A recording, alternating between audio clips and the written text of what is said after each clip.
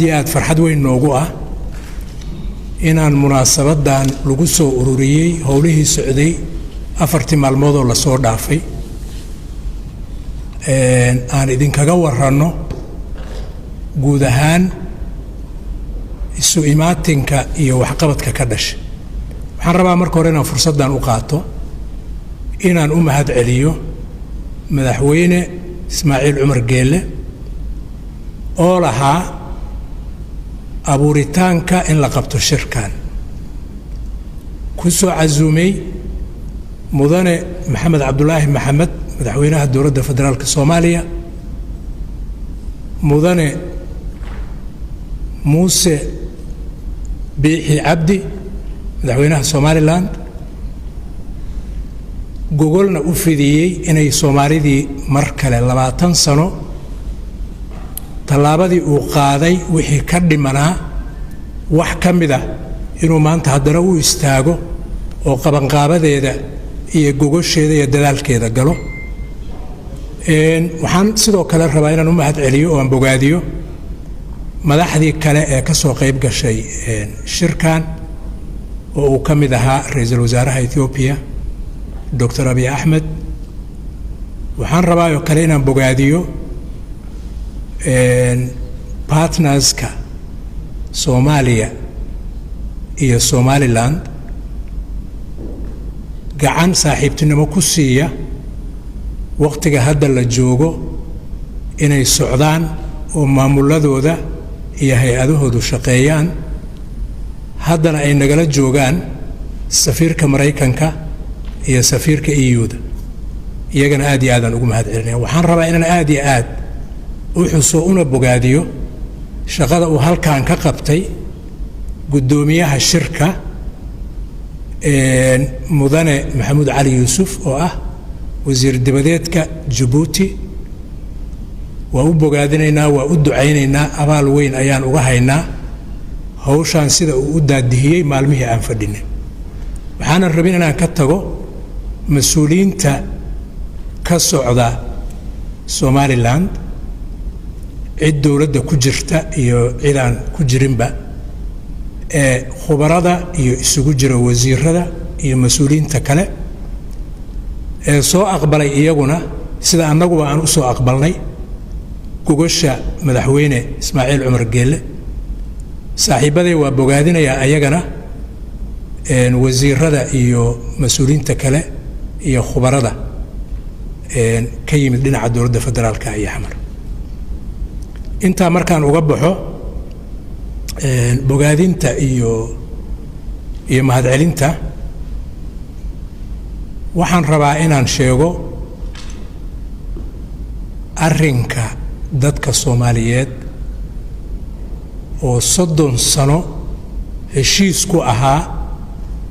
dowlad ay wada leeyihiin oo la yiraahdo Jamhuuriyadda Soomaaliya, mar dambena loogu magac bedelay Jamhuuriyadda Dimuqraadiga ee Soomaaliya. runtii waxaan aaminsanahay ama ha joogaan dhulka Soomaaliyeed oo ay mas'uuliyaddeeda hayso hadda dowladda federaalka ee Soomaaliya ama kan ay hayso dowladda Somaliland,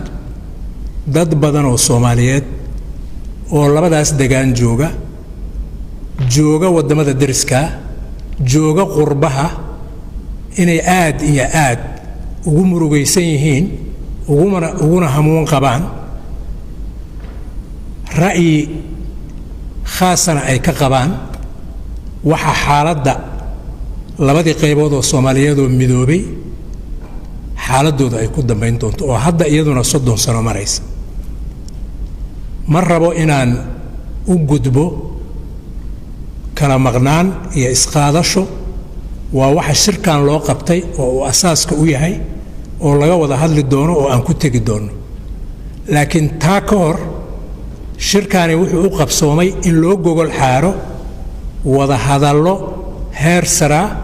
oo mas-uuliyiinta dowladda federaalka ee Soomaaliya iyo Somaliland ay ka galaan xiriirka ka dhaxeeya labadaas qaybood. halkan waxaan maanta ku soo gabagabaynay soo ururintii wada hadalladii labada dhinac dhex maray ee ay dhexdhexaadinaysay guddoominaysay dowladda Jabuuti gaar ahaan wasiirka arrimaha dibadda walaalkeen Maxamuud Cali Yuusuf qodobada ma rabo inaan idinku celiyo waa sida wasiir Maxamuud u sheegay intaasay ka koobnaayeen waa noo soo urureen waa isku waafaqnay waana la saxeexay hortiina waxaa loo gudbi doonaa guddiyada uu wasiirku sheegay oo saddexda ah oo saddex arrimood oo muhiim ah daadihin doona ka wada hadli doona wixii howlaha hore looga soo qabtay dib ugu noqon doona jaangoyn doona qaabka ay horay ugu socon karaan arrimahaas iyo arrimo kaleba waxaan rabaa inaan ku soo gabagabeeyo Jabuuti dagaalka sokeeye ee Soomaaliya 91 uu bilowday 91 oo sanadkii ugu horeeyay dagaal sokeeye ku jirnaa dadaalkii ay bilaabeen caawada aan hadlaynay wadaan waxaan rabnaa haddaan dowladda federaalka ee Soomaaliya nahay iyo shacabka ku nool deegaankaas iyo haddaan nahay Somaliland iyo shacabka deegaankaas ku noolba inaan u garanno walaal dad lama simana reer Jabuuti aad iyo aadan uga mahad celinaynaa kaalinta walaaltinimo oo ay bilowgiina bilaabeen iyagu ilaa iyo haddana ay wadaan waxaan aaminsanahay sida wasiirku u sheegay inay uga faham roon yihiin cid kale oo kasta daadihinta isu jiidjiidka isfahamsiinta iyo isu keenidda dadka Soomaaliyeed oo ku nool labadaas qaybood oo dalka waxaan rajaynaynaa arrimahan hadda halkan lagu xusay oo hordhaca u ah wada hadal dhaba oo looga xaajoodo xiriirka dowladda federaalka ee Soomaaliya iyo Somaliland in dokumentiga aan meeshan ku saxiixnay iyo gabagabada shirki aan galnay dhowrkii maalmood la soo dhaafay ay gogol dhig fiican u noqon doonaan iyadana lagu najixi doono insha Allah anagoo Jabuuti joogna dowladda Jabuutina ay daadihinayso